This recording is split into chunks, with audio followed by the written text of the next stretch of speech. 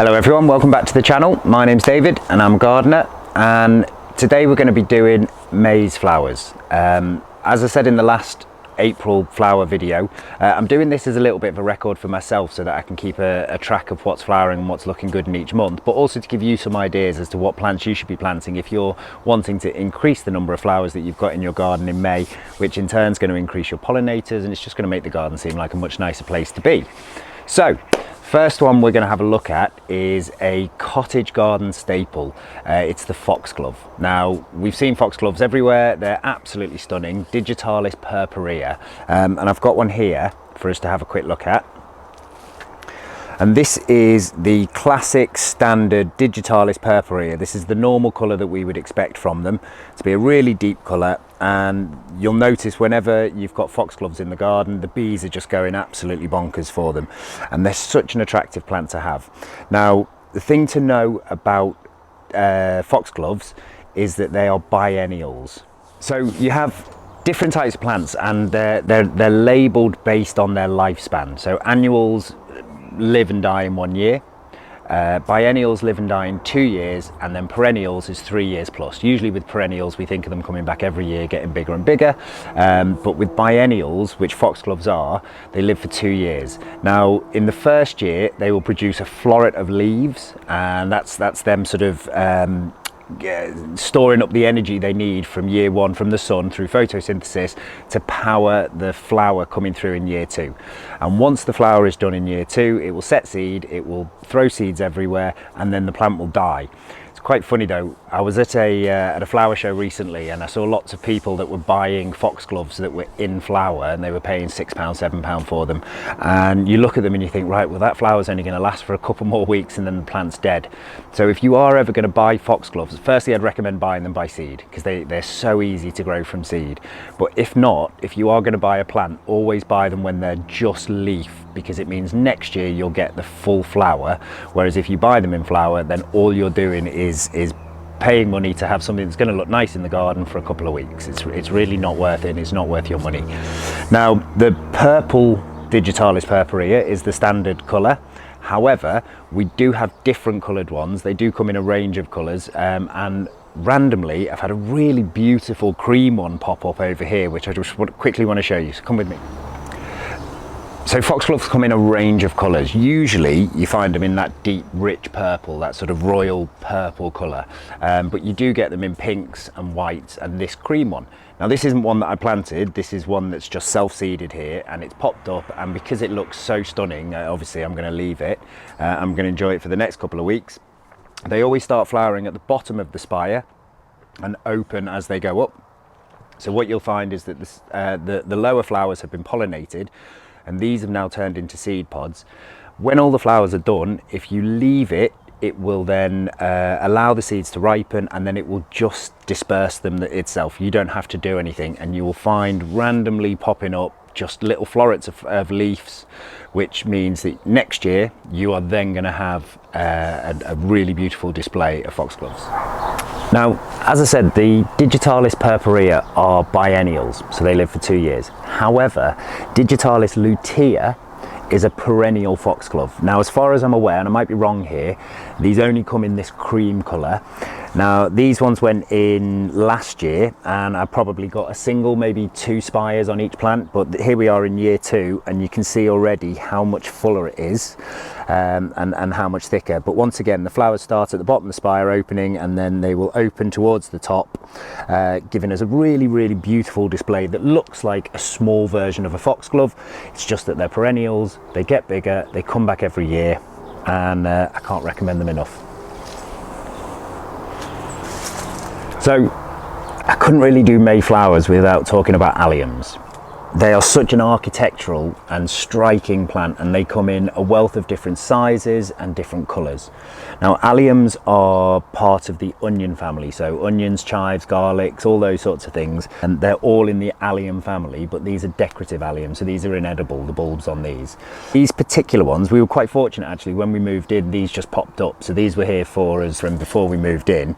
These are Allium Christophii, and they've got this stunning sort of fireworky kind of starry effect to them. which are really, really beautiful. The standard ones though tend to be just purple globes, like a solid purple globe of flowers, whereas these have got these really interesting and decorative petals to them.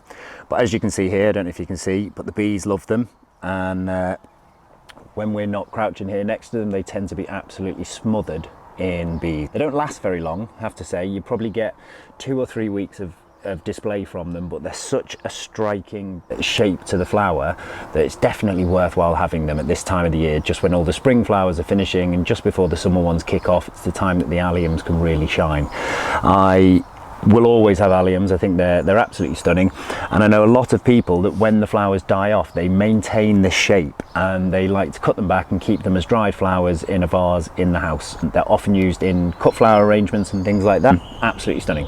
Can't recommend them enough.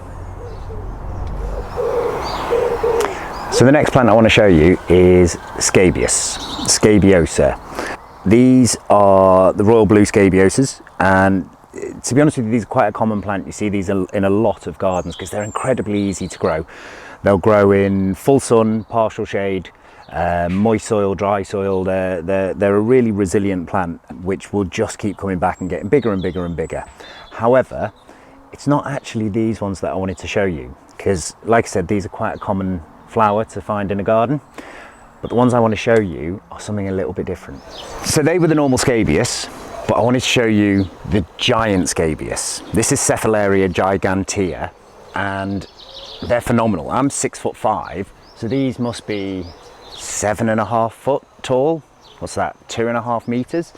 The actual leaves themselves come to about 1 meter high, but then you get this incredible display of these absolute pollinator friendly flowers in this sort of lime greeny creamy color.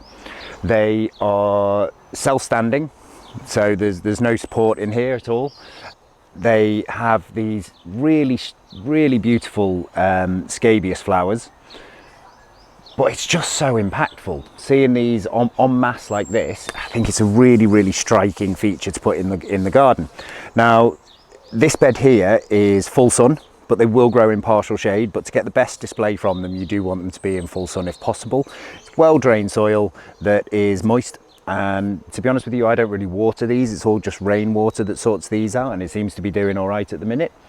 Now, when these finish flowering, if you cut these back to ground level, you will get a second flush during the same year. So it's definitely worth keeping an eye on them and doing those. Once that second flush is done, leave them, and then in springtime, cut them right back to the ground and they will start up again. And each year they'll just get bigger and bigger and bigger and thicker and fuller.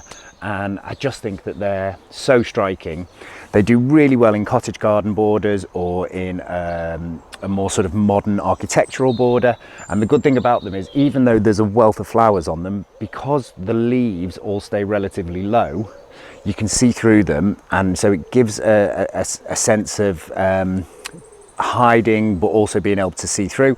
I think they're just a fantastic addition to any garden, and I'm really chuffed with how they're looking this year.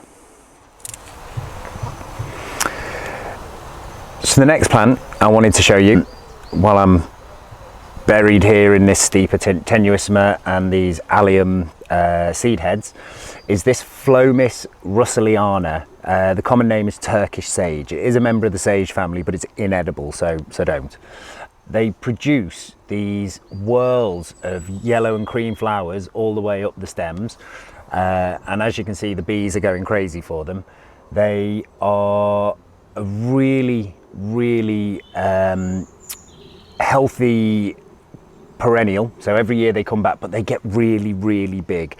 So every spring you have to cut them back straight to ground level and allow them to come back, because otherwise they will just get massive and they will overtake.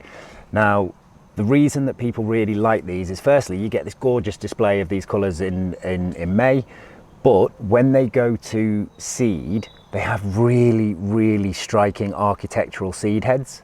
Each of these whorls becomes a collection of seed heads. So when they go to seed, don't cut them off, because in the winter, when everything else has died back and you have these stems that have these beautiful seed pod whorls on them, they look stunning, especially if there's a little bit of frost or something on them. So when they've finished, leave them be, because they look amazing in the winter, but then come spring, cut them right back to ground level and they will come back in an absolute flourish with these huge, big heart-shaped leaves that are quite furry actually. They're quite nice to touch. But yeah, the bees just go crazy for them. So these are definitely something that I'd recommend having. So there's a couple of different types of these.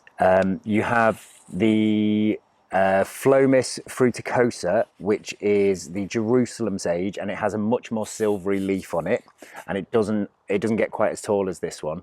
Or this is the Phlomis russelliana, which is the Turkish sage, and this is the one that has these huge, big, heart-shaped leaves and produces all of these whorls. And as I said, it really earns its place in the garden because it looks beautiful at this time of year, but in the winter when everything else has died back, it's also looking spectacular, giving you some really architectural form. So yeah, definitely a keeper and definitely one I'd recommend. So that's it for the Mayflowers. I will be keeping an eye out for which ones I want to do in June, and that's really when the garden starts to come into its own. So I'm quite looking forward to that. I think it's going to be quite difficult to actually pick which ones I want to choose.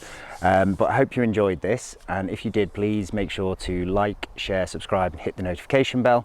And as always, it's always a pleasure. It's never a chore, and I'll see you in the next one. Bye bye.